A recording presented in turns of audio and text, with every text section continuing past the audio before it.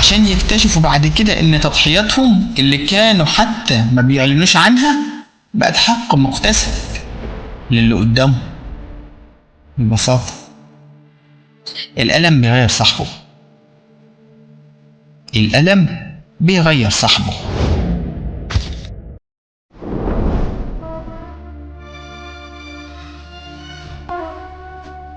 زي ما فيه ناس معاملتها بتتغير من غير سبب بمنتهى الأنانية، فيه ناس بتتغير بعد تعب ووجع كتموه جواهم بسبب أفعال اللي قدامهم، بعد ملل من الانتظار ومن التعب اللي مفيش منه أي فايدة.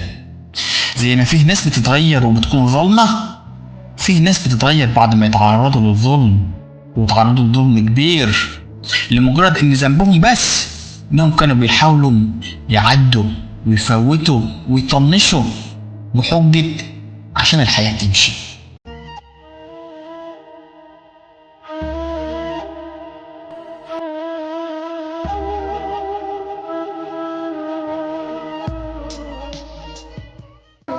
عشان ما كانوش بيقفوا على كل غلطة ويحاسبوا ويحاكموا اللي قدامهم، عشان يكتشفوا بعد كده ان تضحياتهم اللي كانوا حتى ما بيعلنوش عنها بقت حق مكتسب للي قدامهم. ببساطة الألم بيغير صاحبه، الألم بيغير صاحبه غصب عنه، بس ظلم كبير قوي انك كمان تلوم المظلوم لمجرد انه اتغير. اديله فرصة واسأله اتغيرت ليه، هيقولك وهيكون رده بعد كل اللي شفته لازم اتغير.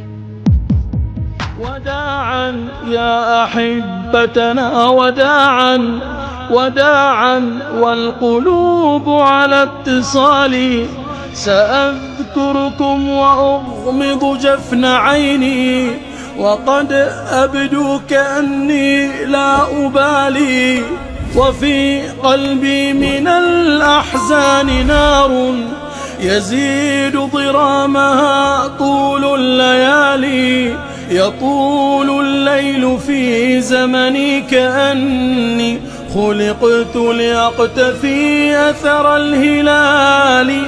وداعا يا أحبتنا وداعا، وداعا والقلوب على اتصال، وداعا واغفروا ما كان مني،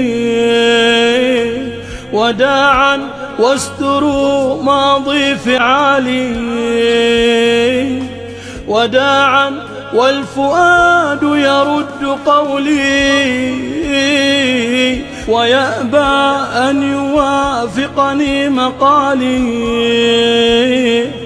وداعا يا رفاق وسامحونا، وداعا والقلوب على اتصال، وداعا يا أحبتنا وداعا، وداعا قد دنا زمن ارتحالي.